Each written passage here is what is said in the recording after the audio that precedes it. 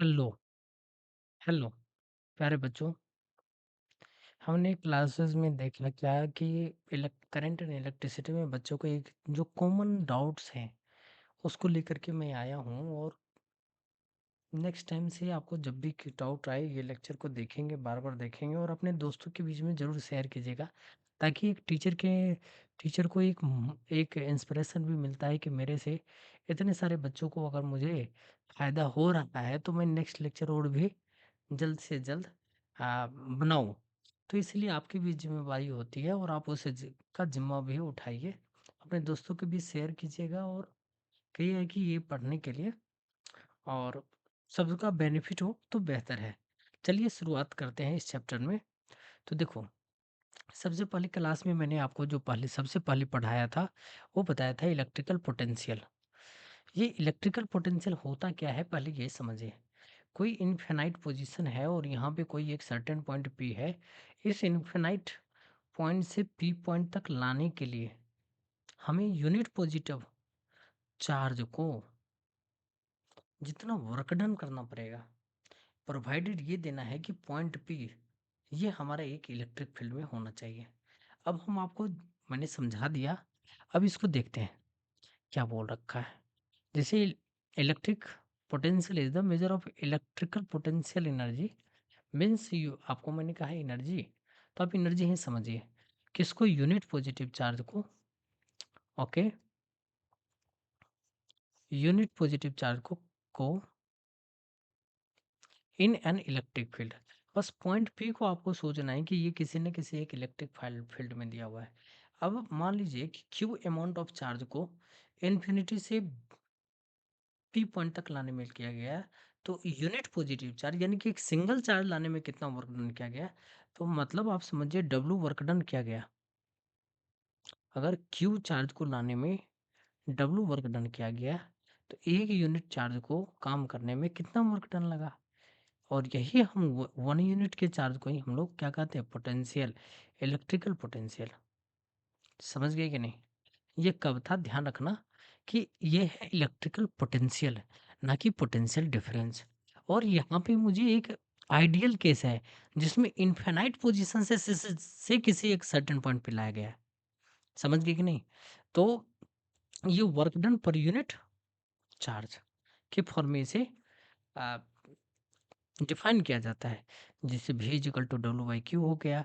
V is the electrical potential, इसका ऐसा unit होता है वोल्ट, वर्क डन जूल, और Q is the charge in Coulomb's.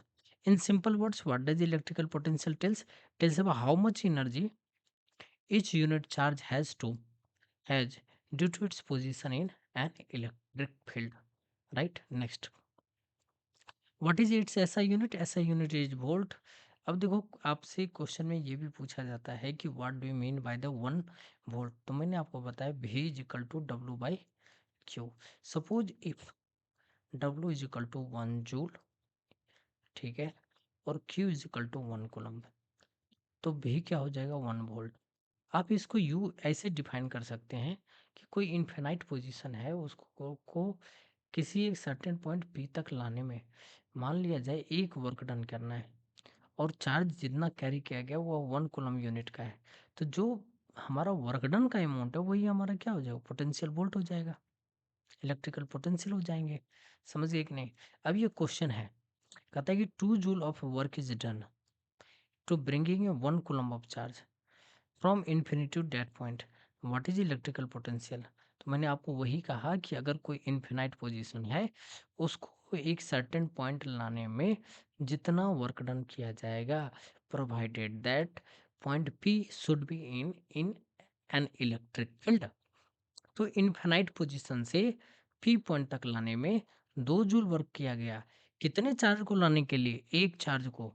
तो हमारा वैसे फार्मूला भी होता है, V is equal to W by Q. W is कितना? 2 जूल, और चार्ज कितना है? 1 कूलम। तो ये वैल्यू रखिए, आंसर आ गया। ठीक।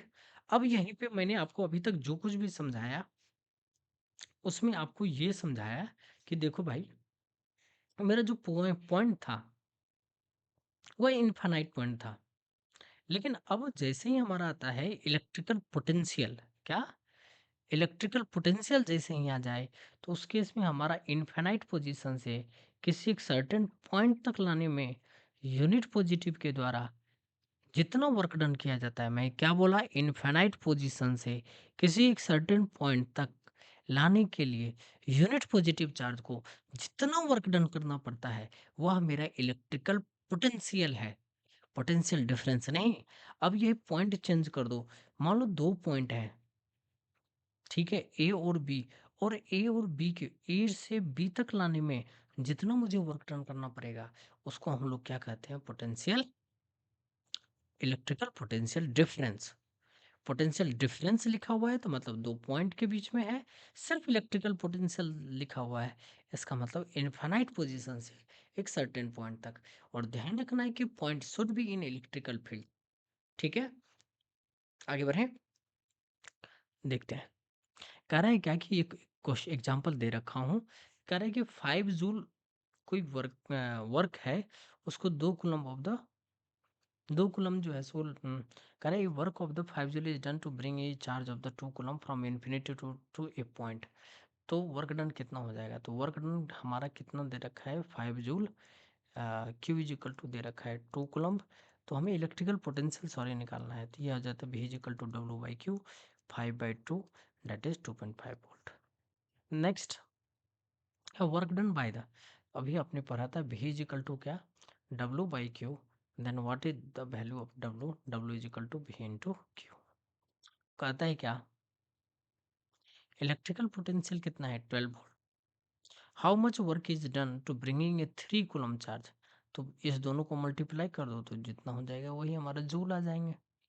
ठीक है, अब कह रहा है कि point A has the potential difference 30 volt, point B 10 volt. तो the find the potential difference and the work done in moving a 2 coulomb charge from A to B, A to B.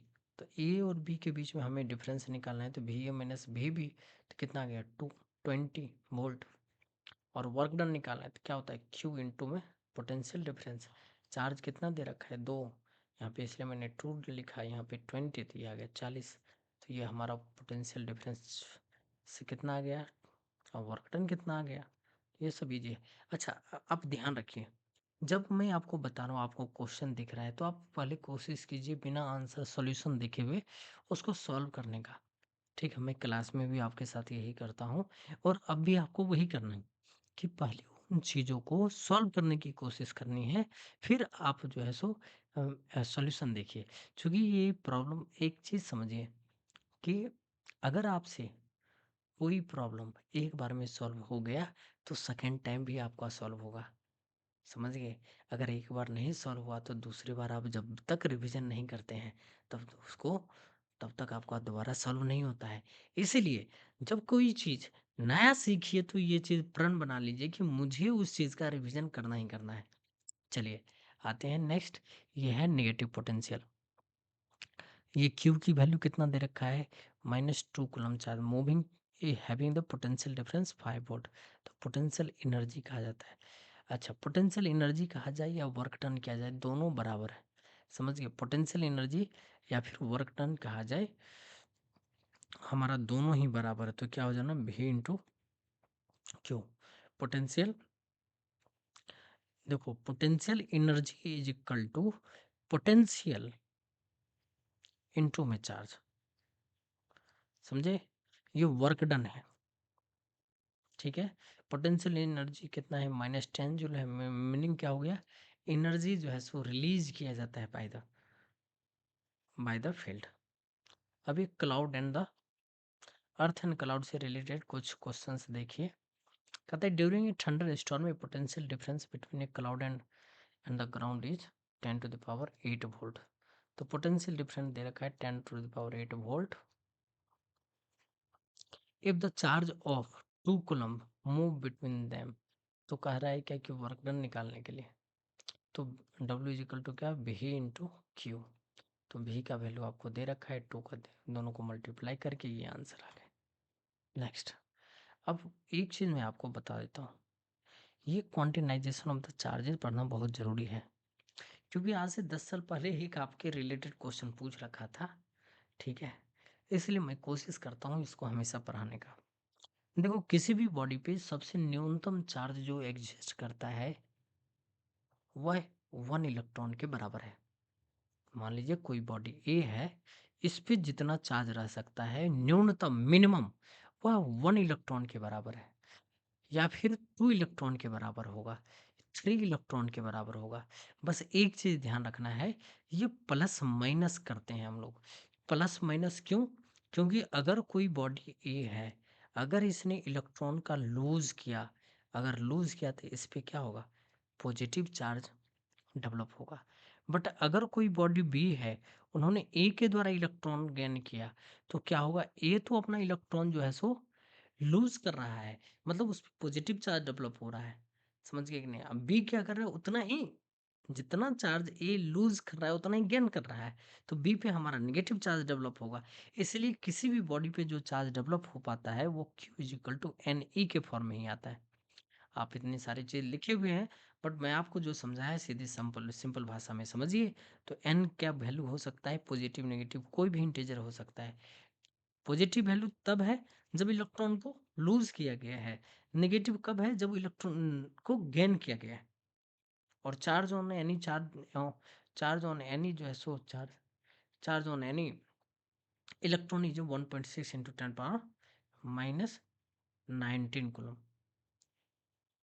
Meaning you can't have the half value of the, ये मतलब आपके पास कोई electron हो सकता है, कोई 2 electron हो सकता है, कोई 3 इलेक्ट्रॉन हो सकता है, but you can't have the 0.5 electrons any more.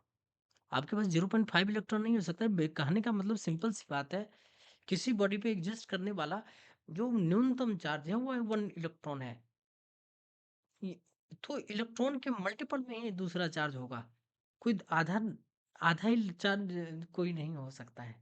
कहने का मतलब सिंपल ऐसा ही है कि किसी क्लासरूम में कह दूं कि एक बच्चा है या 2 बच्चा है, ये नहीं कह सकते 1.5 बच्चा है या आधा बच्चा है। तो बिल्कुल वैसे ही किसी भी बॉडी पे जितना चार्ज एग्जिस्ट करेगा वो या तो इलेक्ट्रॉन के बराबर होगा, या तो 2 इलेक्ट्रॉन के बराबर होगा, या तो 3 इलेक्ट्रॉन के बराबर होगा। इस बीच में कोई नहीं होगा। और ध्यान रखना है कि एक बॉडी के पास जो चार्ज है वह ई के बराबर है। अब देखो, सिंपल सी बात है, आपसे क्वेश्चन में पूछा जाता है कई बार कि बताओ कि किसी भी बॉडी पे कितना चार्ज एग्जिस्ट करता है, कितना चार्ज एग्जिस्ट करता है। तो आपको क्या करना होता है? Q is equal to N E की, आपने क्यू दे रखा है, मान लो Q is equal to given है, इलेक्ट्रॉन आपको पता ही 1.6 into 10 power minus 19 coulomb. N की वैल्यू निकाल लीजिए, एन क्या हो जाएगा? Q by. और एन अगर इंटीजर आ जाता है मतलब एग्जिस्ट कर रहा है। अगर मान लीजिए कि एन इंटीजर नहीं आ रहा है तो वो एग्जिस्ट ही नहीं करेगा उस पे चार्ज। सिंपल लॉजिक, मैं बहुत डिटेल में समझा दिया, आगे आता है। If an object has a charge of Q is equal to 4.8 into 10 to power minus 19 coulomb, ठीक है? तो कह रहा है कि कितना चार्जेज है, नंबर ऑफ इलेक्ट्रॉन्स कितना है, ठीक है? तो N is equal to Q by 3। समझिए, कहने का मतलब ये जो चार्ज दे रखा है 4.8 इंटू 10 पावर माइनस 19 कूलम, उस पे एग्जिस्ट कर सकता है क्योंकि 3 इज एक इंटीजर है।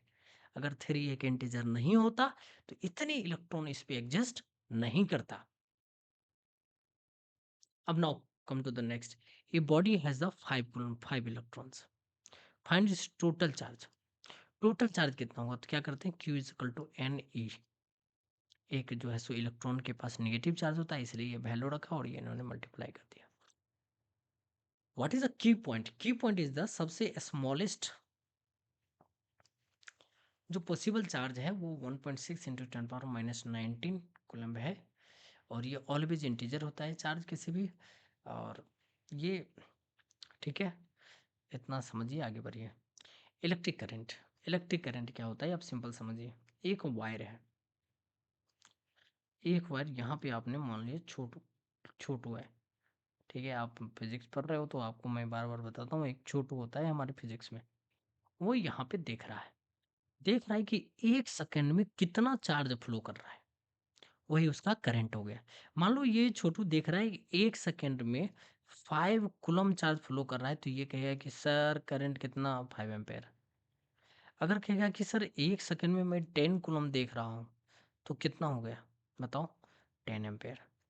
सपोज ये जिन्होंने क्या किया, 2 सेकंड देखा, 2 सेकंड में कहा कि सर 10 कूलम चार्ज है, तो कहेगा कि नहीं सर, मैंने 1 सेकंड में तो बस 5 ही देखा, कैसे? 10/2, दैट इज द 5 एम्पेयर। मतलब आपको देखना है कि 1 सेकंड में कितना इलेक्ट्रॉन होगा। तो I इज इक्वल टू क्या होता है, Q/T।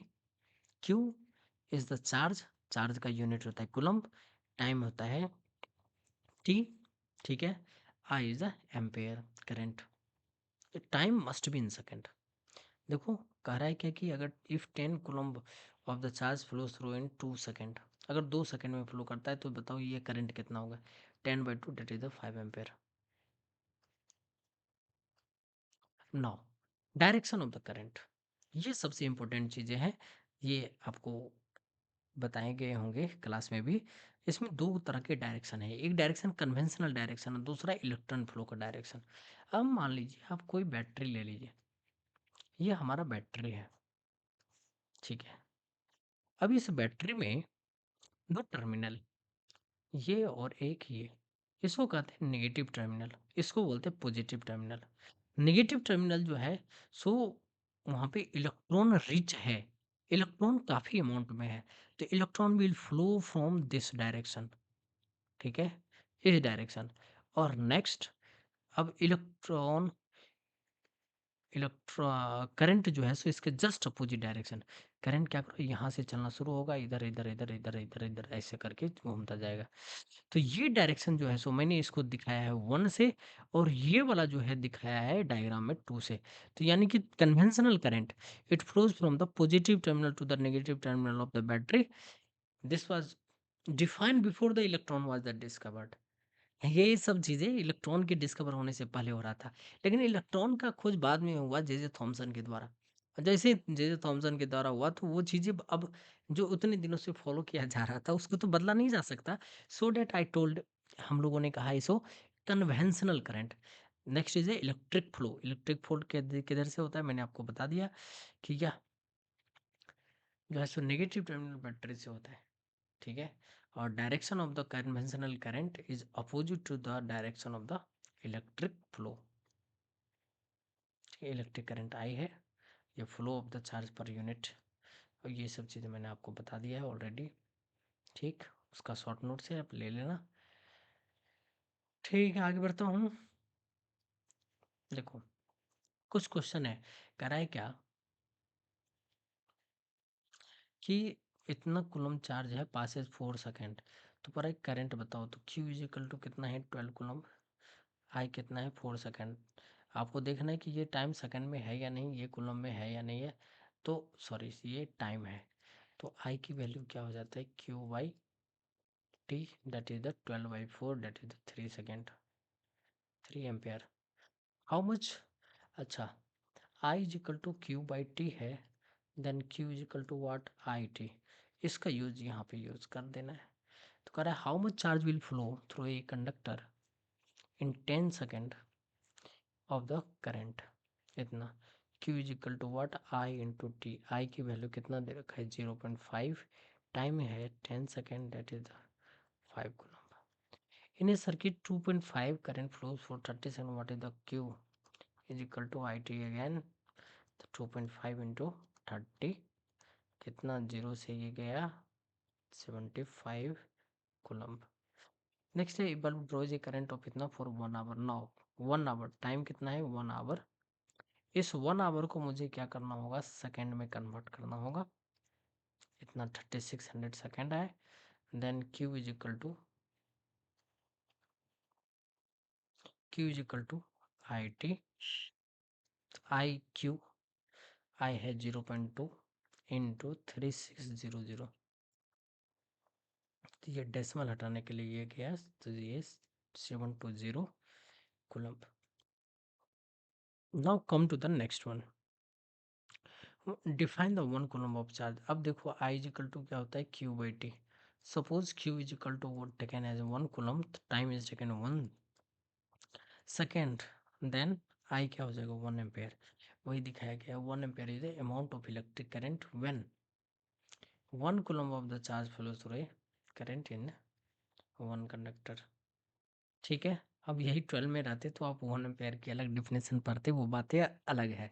और मैंने इसलिए भी ये चीज़ भी बता दिया क्योंकि कुछ होंगे टीचर या फिर कोई स्टूडेंट हो, अगर उन्होंने देख लिया हो 1 एम्पेयर का अलग डेफिनेशन है और टीचर ने तो यहाँ पे अलग बता रखा है, नहीं भाई, जहाँ पे जो पढ़ते हैं उसको वहीं पे पढ़िए, ठीक है। क्लास नर्सरी में एबीसीडी से शुरू किए थे और आज वर्ड्स बनाना शुरू कर दिए और आज नए नए वर्ड सीख रहे हैं। तो सिमिलर है प्रोसेस, इट गोज ऑन, धीरे धीरे चलता है और ये चलता रहेगा। चलिए आगे पढ़ते हैं। मैथमेटिकली क्या बोला, Q is equal to I, I is equal to Q by T. Next coulomb 5 coulomb of the charge flow through the 2 second, then I is equal to 5 by 2, 2.5। No, voltmeter, voltmeter क्या होता है कि हमें कोई electric equipments दे रखा है और उसके अक्रॉस में मुझे पोटेंशियल डिफरेंस पता करना है। सपोज डेट ये मेरा रेसिस्टेंस है और ये मेरा बैटरी है और इस रेसिस्टेंस के अक्रॉस में मुझे क्या करना है कि पोटेंशियल डिफरेंस पता करना है, तो मैं इसके क्रॉस पैरेलल में लगा दूंगा। और ध्यान रखना है कि ये जो मैंने पोटेंशियल डिफरेंस लगा रखा है, ये वोल्ट मीटर लगा रखा है, इट हैज़ हाई रेसिस्टेंस, ठीक है। मैं अभी बताता हूँ, देखो यहाँ पे लिख रखा है मैंने कि हाई रेसिस्टेंस, क्यों हाई रेसिस्टेंस रखा जाता है, ताकि मैक्सिमम करंट इस रेसिस्टेंस वाले से फ्लो करे, इधर करंट जो है सो नहीं फ्लो करे, नेग्लिजिबल रेसिस्टेंस हो गए, नेग्लिजिबल करंट वोल्ट मीटर के द्वारा फ्लो करे, ताकि हम एक्यूरेट रीड कर सकें। देखो, voltmeter is instrument use to measure the potential difference between the 2 points in an electric circuit. It tells how much energy is supplied per unit charge by V is equal to W by Q, ठीक है।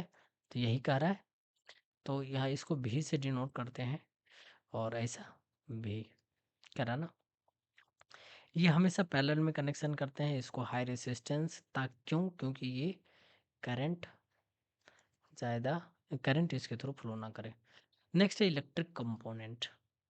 Electric component is a part or device used in electric circuit to control or modify the use of flow of the current, electric current, मतलब building block है, simple शब्दों में कहा जाए तो ये 3 तरह के कंपोनेंट इलेक्ट्रिक कंपोनेंट होता है। एक होता है पैसिव करंट, वो कंपोनेंट जो कि कोई भी तरह का एनर्जी प्रोड्यूस नहीं करता है, बस दे स्टोर करता है और या फिर डिसिपेट करता है या निकालता है।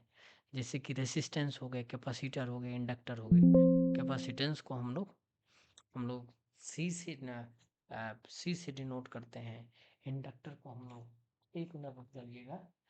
और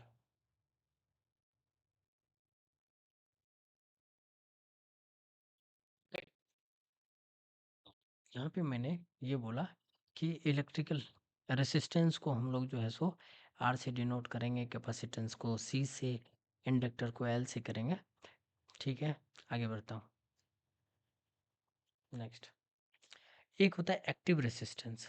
एक्टिव रेसिस्टेंस है कि this resistance, this component can control the flow of the current, ठीक है। जो फ्लो ऑफ करंट को प्रभावित करता है उसको हम लोग एक्टिव कहते हैं। पैसिव उसको के जो कि करंट को जो स्टोर करता है या तो डिसिपेट करता है। यहाँ पे क्या है कि फ्लो को कंट्रोल करता है। इसके लिए जैसे कि बैटरी हो गया, ट्रांजिस्टर हो गया, डायोड हो गया। Diode always it allows current in only one direction, ये ट्रांस एम्पलीफाई करता है या सिग्नल को स्विच करता है। ये बैटरी तो आपको पता ही है कि provide the electrical energy to the devices, different devices. Next is electro mechanical component. Electro they convert the electrical energy to the mechanical energy, जैसे स्विचेज है, इलेक्ट्रिक मोटर है, जनरेटर है, ये सब के सब इलेक्ट्रोमैकेनिकल कंपोनेंट कहलाते हैं। अब आपके बुक्स में ये सब चीज़ें दे रखा है। अब देखो, इलेक्ट्रिक सेल को ऐसे डिनोट करते हैं, कॉम्बिनेशन ऑफ द सेल्स को देख रहे हो, 3 सेल ऑफ द बैटरी दिखाया, 3 सेल। अब वन इंटरेस्टिंग थिंग, अगर एक का मान लो 5 वोल्ट है, तो ये कॉम्बिनेशन पूरे तीनों को मिला करके 5 × 3 डेट इज द 15 वोल्ट हो जाएगा। ये मेरा ओपन स्विच का रहता है, अगर ओपन स्विच है तो no current flow through this, ये क्लोज है, अगर सर्किट में क्लोज सर्किट है इसका मतलब करंट फ्लो कर रहा है। ये वायर ज्वाइंट है, एक वायर यहाँ पे है और दूसरा वायर इस तरह से है, तो इस वायर को ज्वाइंट किया गया है। यहाँ पे वायर ज्वाइंट नहीं है बट एक दूसरे के ऊपर ओवरलैप कर लिया गया है, समझ गए ना। नेक्स्ट, ये बल्ब है। बल्ब को हम लोग इस तरह से डिनोट करते हैं, ऐसे बनाने में थोड़ा समय लगेगा। रेसिस्टेंस ये है वेरिएबल रेसिस्टेंस, इसको ये एमीटर को ऐसे डिनोट करते हैं, वोल्ट मीटर को इस तरह से डिनोट करते हैं। अब देखो सबसे पहले, अब एमीटर मैंने सब कुछ पढ़ लिया, बट एक चीज़ समझ लेता हूँ, एमीटर और वोल्ट मीटर में क्या डिफरेंस है। एमीटर को हम लोग हमेशा सीरीज में कॉम्बिनेशन में लगाते हैं, जैसे कि कोई एक सर्किट है, ये मैं आपको, ये सर्किट है, मुझे करंट रीड करने के लिए मुझे इसमें एमीटर सीरीज में लगा दिया और इधर पॉजिटिव इधर नेगेटिव ले लिया। लेकिन इसी केस में हमें वोल्ट मीटर के केस में मैं इस तरह से लगाऊंगा, इसके ये रेसिस्टेंस आर है, इसके अक्रॉस में मुझे पोटेंशियल डिफरेंस लगाना है, तो इस तरह से हमें यूज़ कर देना है। यहाँ पे प्लस लिख दे, यहाँ पे माइनस, ये पॉजिटिव टर्मिनल है इसलिए इधर प्लस, इधर नेगेटिव टर्मिनल इसलिए माइनस। आगे देखिए क्या लिखा हुआ है, ammeter is use to measure the electric current flow through this. ये सीरीज में होता है और ध्यान रखना है कि इसके पास लो रेसिस्टेंस होता है। लो रेसिस्टेंस इसलिए होता है कि ताकि maximum current should pass through the ammeter, और यहाँ पे हाई करंट क्यों होता है, ताकि कोई करंट इसके द्वारा फ्लो नहीं करे, सारा का सारा सर्किट रहे। Ammeter is a part of the circuit, voltmeter is also a part of the circuit, but the circuit is not, emitter is not connected in the series, maximum current should not pass through the voltmeter। हम्म, हम्म, समझ गए कि नहीं। Effect on the circuit क्या सब है, slightly reduce the current if resistance is not ideal. मान लो ideal कहने का मतलब मैंने बोला क्या, जीरो रहना चाहिए, अगर जीरो नहीं है तो क्या होगा, तो वो हमारे करंट को भी प्रभावित करेगा और करंट उसके थ्रू फ्लो नहीं करेगा।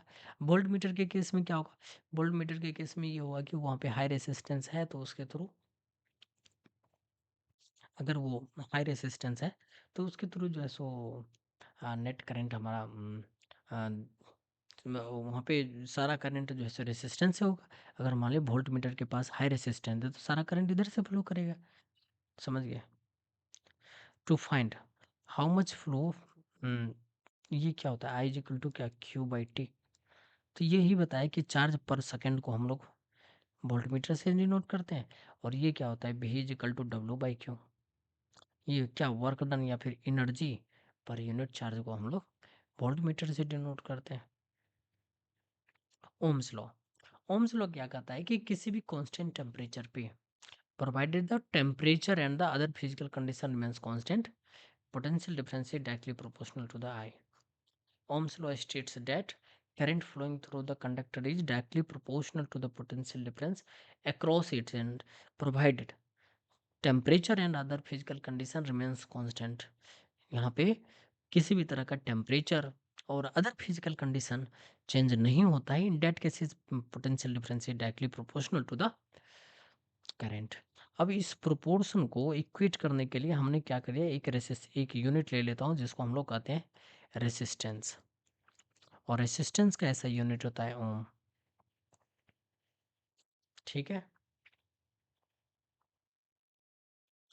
ओम्स लॉ कहाँ वैलिड नहीं है, ओम्स लॉ वैलिड है कहाँ पे, ओमिक कंडक्टर, ओमिक कंडक्टर का मतलब जिसमें कि वी आई ग्राफ मेटल वाले, ये कहाँ वैलिड नहीं है, जैसे कि डायोड हो गया, ट्रांजिस्टर हो, can say the semi conductor type, ठीक है। रेसिस्टेंस किस सब पे डिपेंड करता है वो आगे भी पढ़ेंगे, ग्राफ में देख लो। अब अगर मैं इस तरह से करता हूँ, ये भी इक्वल टू क्या होता है, आई आर। तो आप लोग मैथ में पढ़ रखे हो Y equal to M X का ग्राफ, तो क्या होता है वाई और एक्स, ये यहाँ से थीटा निकालोगे तो टेन थीटा को हम लोग स्लोप करते हैं और ये एम के बराबर होता है। कहने का मतलब, अगर Y equal to five X का ग्राफ होता तो हम यहाँ पे जो टेन थीटा या एंगल निकालते वो 5 के बराबर होता, समझ गए कि नहीं। तो अब देखो, इसको मैं y मानूं और इसको मैं x मानूं, तो ये क्या 5 या फिर m के बराबर होगा कि नहीं होगा। तो इसीलिए जब इसको y पे डाला, इसको x पे डाला, तो ये जो देगा मुझे रेसिस्टेंस की मैग्नीट्यूड देगा, और ये tan theta will give the magnitude of the resistance. समझ गए? नहीं कुछ समझ में आए तो भी y वाले को x वाले से डिवाइड करो, जो मैग्नीट्यूड आ जाए वही हमारा देगा। नेक्स्ट देख लीजिए आप, मान लीजिए कुछ इस तरह से I और V, यहाँ पे मुझे नहीं पता कि स्लोप क्या देगा। अच्छा, तो टेन थीटा में जो कुछ भी लिख रहा हूँ वो सब के सब स्लोप है। समझ गए? तो यहाँ पे मैं आई बाई भी कर दूँ, तो आप लोग जानते हो भी इक्वल टू क्या होता है, आई आर। लेकिन ये क्या है, भी हमारा एक्स पे है, तो एक्स के फॉर्म के जैसे मैं इसको, इस इक्वेशन को लिखने का कोशिश करता हूँ। तो ये आ जाएगा क्या, आई इज इक्वल टू भी बाई आर, या फिर वन बाई आर इंटू भी। अब देखो ये हो गया वाई, ये हो गया एम, और ये हो गया एक्स। अब ये एक्स एक्सिस पे था, तो ये एम मतलब टेन थीटा, ये टेन थीटा क्या दे दिया, वन बाई रेसिस्टेंस की मैग्नीट्यूड दे दिया। ये क्वेश्चन आपको बार बार आता है कि बताइए, अब देखो वीडियो लेक्चर हम बड़ा होंगे, अगर मैं समझा रहा हूँ तो थोड़ा बड़ा होगा, तो भाई बियर विथ मी, हमारे साथ रहिए। और मैं आपको बता रहा हूँ कि आपका पूरा रिवीजन रहेगा, एक भी क्वेश्चन नहीं छूट जाए, कितना भी मुश्किल कर देना फिर भी नहीं, आपका बेसिक बिल्कुल खतरनाक हो जाएंगे। देखो, ये थीटा वन है, ये थीटा टू है, इसमें मैंने ये बोला कि इन्वर्स रिलेशन है, इन्वर्स रिलेशन है। देखो tan theta two is greater than tan theta one, है ना, और टेन थीटा किसका ग्राफ देता है, वन बाई आर टू का, one by R two is one by R one. अच्छा, इन्वर्स रिलेशन है, तो ये इन्वर्स रिलेशन में क्या होता है, R two is greater than R one. अच्छा, ये चीज़ें डाउट हो सकता है, मान लो कि वन बाई टू और वन बाई थ्री, अगर मैं आपसे पूछूं कि बताओ कौन सा बड़ा है, तो कहोगे कि सर ये तो वैल्यू 0.5 है और ये 0.33 है, तो सर ये वाला वैल्यू बड़ा है। और अगर मैं कह दूं कि बताओ टू और थ्री में कौन बड़ा है, तो सर ये बड़ा है। तो मैंने वही तो किया, यहाँ देखो, ये वैल्यू, ये वैल्यू, ये मान लो R2 था, R2 और ये R1, यहाँ पे क्या हो गया, R2 स्मॉलर हो गया। समझ गए कि नहीं, इन्वर्स रिलेशन आ गया। ठीक, तो ये आई भी का ग्राफ हो गया। तो यही आपके क्वेश्चन में रहता है, तो मैं यही बता के चलता हूँ, नहीं तो ग्राफ और भी बड़ा किया जा सकता है। अच्छा, condition, condition for which the resistance of a material depend, ये चार फैक्टर पे मेनली डिपेंड करता है, लेंथ पे, जैसे जैसे लेंथ इंक्रीज होता है रेसिस्टेंस भी इंक्रीज होता है, इसलिए R is directly proportional to the are.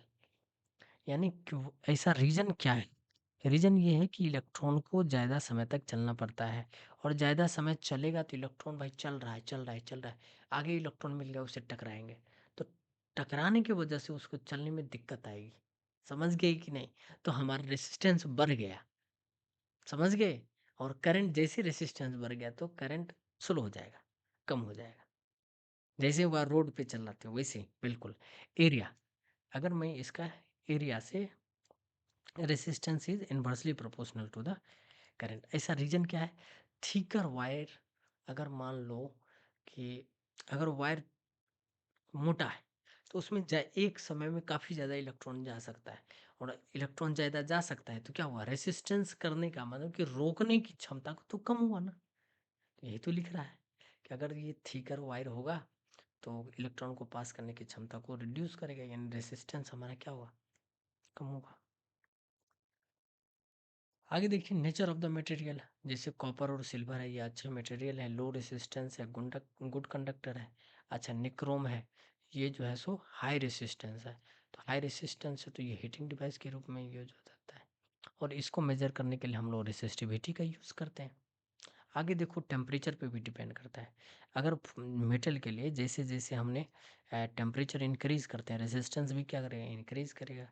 But in case of the semiconductor, जैसे ही हम लोग टेम्परेचर को बढ़ाएंगे, टेम्परेचर क्या हो जाएगा, रिड्यूस होगा, टेम्परेचर बढ़ाओगे रेसिस्टेंस रिड्यूस हो जाएगा, मतलब करंट फ्लो करेगा। अच्छा, ऐसा क्यों होता है?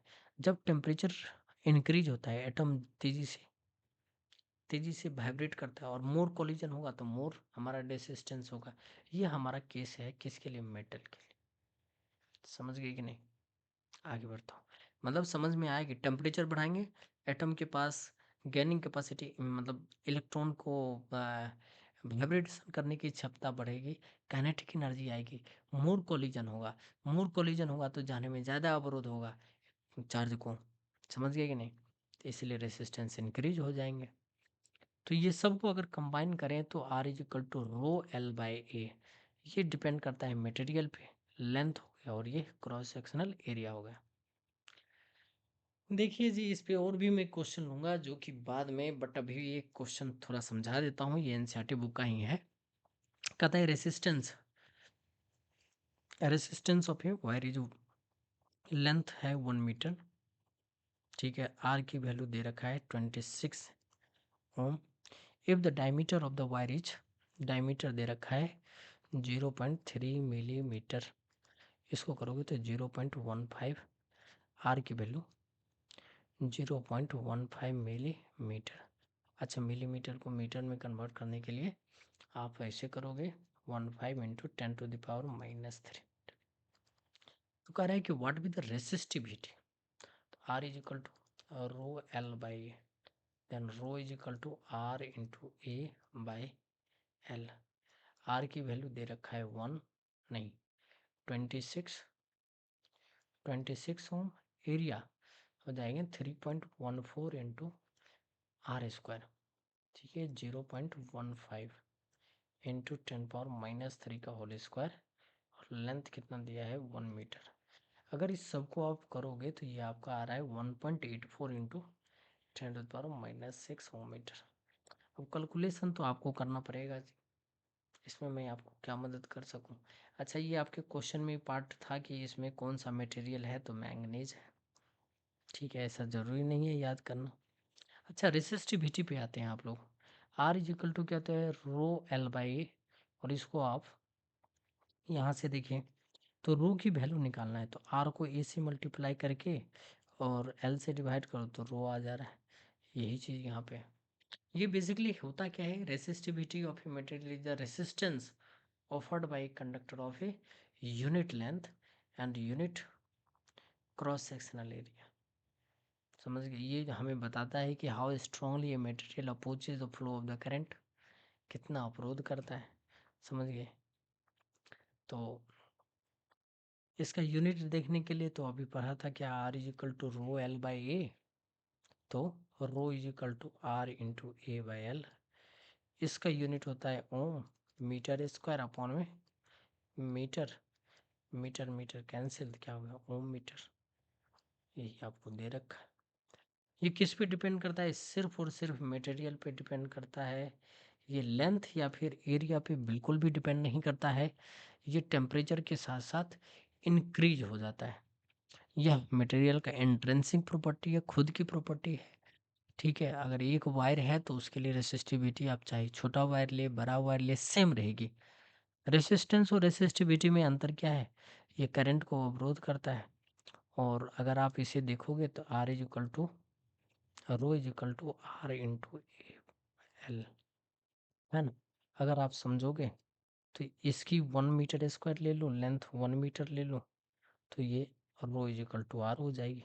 तो रेसिस्टेंस क्या है? Resistance of a material per unit length, ये resistivity is the resistance of a material per unit length per unit area। Depend किस पे करता है? लेंथ पे, एरिया पे, मटेरियल पे और टेम्परेचर पे, बट ये सिर्फ और सिर्फ मटेरियल और टेम्परेचर पे। इसका यूनिट ओम है, ये ओम मीटर है। एक्सट्रेंसिक बाहर की चीज़ों पे भी फैक्टर करता है, ये इंट्रेंसिक प्रॉपर्टी है इसकी। अब देखिए न्यूमेरिकल क्वेश्चन इसमें देखिए, जो मैंने आपको ऑलरेडी बताया। लेंथ दे रखा है कितना? 2 मीटर। एरिया दे रखा है 1 मिलीमीटर स्क्वायर। मिलीमीटर स्क्वायर को आप किस में करोगे? 10⁻³ का होल स्क्वायर, यानी 10⁻⁻6 मीटर स्क्वायर, ठीक है। ये रेसिस्टेंस मतलब 1 millimetre is equal to 10⁻³ metre, और स्क्वायर करोगे तो कितना हो जाएगा 10⁻⁻⁶। तो आर की वैल्यू दे रखा है कितना 3.4 ओम। तो ये फार्मूला आपने पढ़ा था, वैल्यू रख दिया 3.4, एरिया की वैल्यू ये रखा, यहाँ पे लेंथ 2 रखा और सबको डिवाइड करने के बाद ये आ रहा है। आई कह रहा है the resistivity of the material is 1.7 into 10⁸ ohm metre.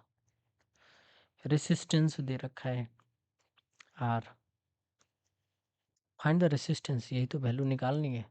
Length दे रखा है 2 मीटर, एरिया दे रखा है 2 इंटू 10⁻⁶ सेंटीमीटर। तो ये प्रॉब्लम बहुत ही आसान इसलिए बन जाता है क्योंकि इसमें सब ऐसा यूनिट में दिया हुआ है, सारा वैल्यू रखो आंसर आ जाएगा। अब कनेक्शन है, मुझे लगता है कि ये लास्ट है या इस सीरीज का, और ये 2 टॉपिक्स पढ़ लेते हैं सीरीज, और इसके बाद इससे रिलेटेड क्वेश्चन अगले क्लास में पढ़ेंगे। कनेक्शन ऑफ द रेसिस्टेंस, ये 2 तरह का रेसिस्टेंस है, होता है एक सीरीज कनेक्शन और दूसरा पैरेलल। सीरीज कनेक्शन का मतलब वो है कि एक जहाँ पे एंड होता है दूसरा शुरू हो जाता है, और इसमें सेम करंट फ्लो करता है। अब सोचो ना, कोई रास्ता ही नहीं है दूसरा जाने का, तो करंट क्या करेगा, सब में सेम फ्लो करेगा, बट पोटेंशियल डिफरेंस दोनों में अलग अलग होगा। देखिए resistance are connected end to end, एक एंड हो रहा है दूसरा शुरू हो रहा है, so that the same current flows through the each resistor and they are said to be in the series, इसको सीरीज में कहा जाएगा। ठीक है, सर्किट डायग्राम में वही बात हुआ जो मैंने पीछे बताया। फार्मूला होता है R S is equal to R equivalent is equal to R1 plus R2 plus R3। Net जो है रेसिस्टेंस है वो हर एक इंडिविजुअल से लार्जर हो जाता है, ये यहाँ पे चीज़ें लिख रखी है। करंट सेम हो जाएगा, वोल्टेज डिफरेंट होगा हर किसी के लिए। ये कब चाहिए होता है, जब हमें इक्विवेलेंट रेसिस्टेंस हमें हाई चाहिए होता है। Resistance in the parallel, parallel कब है, जब सेम एंड के साइड में दोनों ही मुझे डिफरेंट रेसिस्टेंस लगाया जाए।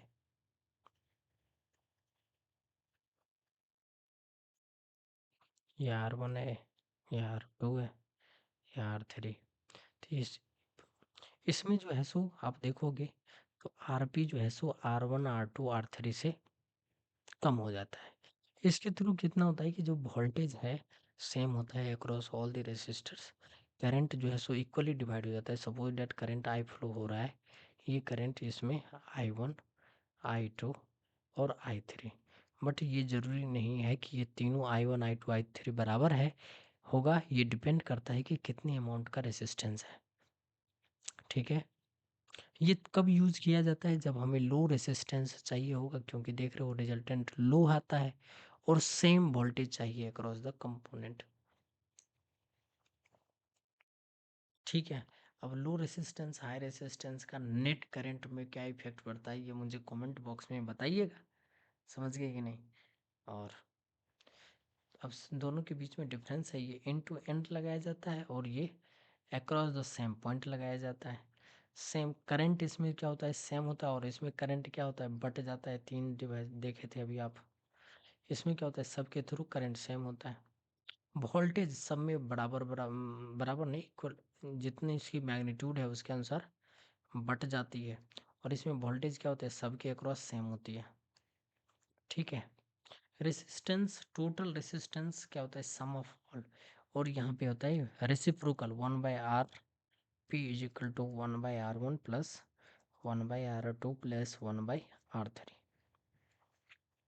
इक्विवेलेंट रेसिस्टेंस जो सबसे छोटा वैल्यू है उस, जो सबसे लार्जर है उससे भी बड़ा होता है, और इधर क्या होता है, जो सबसे छोटा है पैरेलल के, जब जो सबसे छोटा उससे भी छोटा इक्विवेलेंट रेसिस्टेंस हो जाएंगे। यूज क्या होता है, टू इंक्रीज द रेसिस्टेंस, और यहाँ क्या होता है, टू डिक्रीज द रेसिस्टेंस। अब ये डेरिवेशन है, और डेरिवेशन आप अपने एग्जाम के लिए कर लीजिए, नोट ही आने वाले हैं। तो सबसे पहले करना है क्या है कि 3 रेसिस्टेंस ले लिया, वो एक बैटरी के अक्रॉस हमने लगा दिया, ए बी के अक्रॉस। तो 3 resistance R1 R2 R3 are connected in series to a voltage. Series में कर दिया गया तो सेम करंट फ्लो करेगा, और पोटेंशियल डिफरेंस जो होगा, मान लीजिए इसमें V1 है, ये V2 है, और इसके अक्रॉस V3 है, तो जो नेट भी होगा वो basically V1 plus V2 plus V3 के बराबर होगा। लेकिन करंट आपको सब में सेम है, तो ओम्स लॉ लगाओगे V1 is equal to I into R1। V1 की वैल्यू निकाल लिया। Similarly V2 is equal to I into R2। इस तरह V3 निकालोगे, V3 is equal to I into R3। तो हम लोग अभी जस्ट और तो V इज इक्वल टू क्या होगा, V1 plus V2 plus V3, तीनों का वैल्यू रखा और आई कॉमन निकाल लिया। सपोज डेट जो हमने RS है इक्विवेलेंट रेसिस्टेंस है, करंट तो सेम फ्लो करेगा। अरे इक्विवेलेंट सर्किट होता क्या है पहले ये समझ लो। अब इक्विवेलेंट सर्किट का मतलब है कि तीन अलग अलग है, इस तीनों की जगह पे मैं का एंड पॉइंट ए है और बी है, समझ गए। इस तीनों को हटा दूं और इस तरह से हटा दूं कि ये एंड में कोई अंतर नहीं आएगा।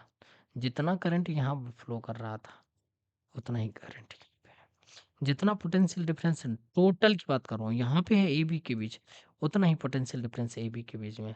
बस इस तीनों की जगह पे मैंने इसको रिप्लेस कर दिया एक आर एस।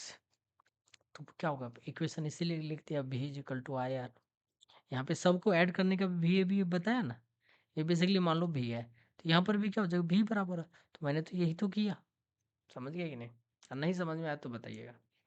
अब क्या करना है कि हमने यहाँ पे V is equal to I R one किया, दोनों को ये इक्वेशन नंबर ये हो गया और ये दोनों को हमें क्या कर देना, कंपेयर कर दिया।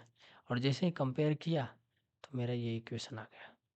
तो कहने का मतलब जब एक से ज़्यादा रेसिस्टेंस को हमें सीरीज में जोड़ दिया गया तो equivalent resistance is equal to the sum of their individual resistance. ये हमारा वैल्यू हो गया। आप चाहे तो इसको इस तरह से भी लिखते हैं, R S is equal to sigma R I, I is equal to 1 से I is equal to N तक, समझ गए। ध्यान रखना है मोस्ट इम्पोर्टेंट चीज़ ये है कि करंट हमारा सबके थ्रू सेम है, लेकिन पोटेंशियल डिफरेंस उस सब के बीच में बट जाता है। आप सिंपल समझो, मैंने आपको पोटेंशियल डिफरेंस ऑलरेडी बताया है कि वह अमाउंट ऑफ एनर्जी है। तो एनर्जी कुछ अमाउंट R1 में बट जाता है, कुछ एनर्जी R2 में बट जाता है, कुछ एनर्जी R3 में बट जाता है। वो टोटल एनर्जी बैटरी की एनर्जी के बराबर है। सिंपल समझ लें अगर तो। अब है पैरेलल कनेक्शन। पैरेलल कनेक्शन तब है कि इसके बारे में हमने पढ़ लिया कि क्या कि एंड बोथ एंड सेम होता है, सेम पॉइंट पे मिला होता है, उसके अक्रॉस पोटेंशियल डिफरेंस सेम होता है और वो ब्रांचेज में डिवाइडेड होता है। और सम टोटल करंट जो होता है, जैसे कि करंट आई है यह I1 I2 I3 के बराबर है। लेकिन इन सब के बीच में देखोगे तो सेम पॉइंट है, एक्स और वाई सेम पॉइंट है। अरे भाई सिंपल लॉजिक एक समझ लो, रास्ता हमारा कोई भी हो, अगर पॉइंट मेरा सेम है तो उसको किसी भी तरह से जाओ पोटेंशियल डिफरेंस सेम आ जाए। कहने का मतलब पॉइंट एक्स और वाई इधर से चले जाओ, इधर से चले जाओ, इधर से चले जाओ, या फिर तो इधर से घूम करके वाई तक पहुंच जाओ, सब में पोटेंशियल डिफरेंस सेम हो जाएगी, यही याद रखो। पॉइंट सेम, दो पॉइंट अगर सेम है तो दोनों के बीच में पोटेंशियल डिफरेंस मेरा सेम हो जाएगा, चाहे हमारा वो कहीं का भी रहे। मैं इधर इधर देखने के बदले में इधर देख देता हूँ। आदत नहीं है पढ़ाने का ऑनलाइन क्लासेस का। मैं कोशिश करूँगा अगर आप लोगों का प्यार मिला तो ये ज़रूर मैं इस पूरा चीज़ पढ़ा दूंगा ऑनलाइन, समझ गया। तो ये पोटेंशियल डिफरेंस इसके बराबर है। देखो सब में मैंने बोला कि सबके अक्रॉस पोटेंशियल डिफरेंस सेम है। करंट सब में निकालोगे तो potential difference V is equal to I R होता है ओम्स लॉ में, तो I1 इज इक्वल टू कितना V अपॉन में R1। सिमिलरली I1 I2 बाहर निकाला और मैंने आपको यहाँ पे सर्किट डायग्राम में क्या बताया, करंट I समझ लो कि इस तरह से वाटर आ रहा है, तीन डिफरेंट पाइप में चल गया, पानी टोटल आ रहा है आई, ये बट गया I1 I2 और I3 में, यही लिखा हुआ है। और I1 I2 I3 का वैल्यू यहाँ रख दिया तो भी कॉमन निकाल लिया। अब इक्विवेलेंट रेसिस्टेंस क्या होता है, मैंने क्या बोला कि अब पूरा सर्किट को रिमूव कर दो। ये जो मेरा सर्किट है इस तीनों को, इस सब को रिमूव कर दो, तीनों को रिमूव कर दिया और इसके जगह पे आरपी लगाओ। इस तरह की इस पूरे सर्किट में एक्स और वाई जो पॉइंट है उसके बीच में ना तो पोटेंशियल डिफरेंस में कमी आ रहा है, में अंदर आ रहा है, ना टोटल करंट में, मतलब टोटल करंट मतलब ये आई वाले की बात कर रहा हूँ, ना टोटल करंट। और यहाँ पे तो करंट अलग अलग होगा, ये इसी मैग्नीट्यूड का होगा, समझ गए। तो यहाँ से हमने निकाला दिस और इक्विवेलेंट निकाला, तो ये वैल्यू आ गई। और मुझे लगता है कि आज के लिए इतना ही, और फिर मिलेंगे अगली क्लास। तब तक के लिए पढ़ते रहिए, हंसते रहिए, स्वस्थ रहिए, आप अपने चीज़ों को, विश को पूरा कीजिए। और हाँ, दोस्तों के बीच शेयर कीजिए ताकि टीचर को भी मोटिवेट मिले और टीचर उसके नया लेक्चर आपके लिए बनाता रहे। Thank you for watching.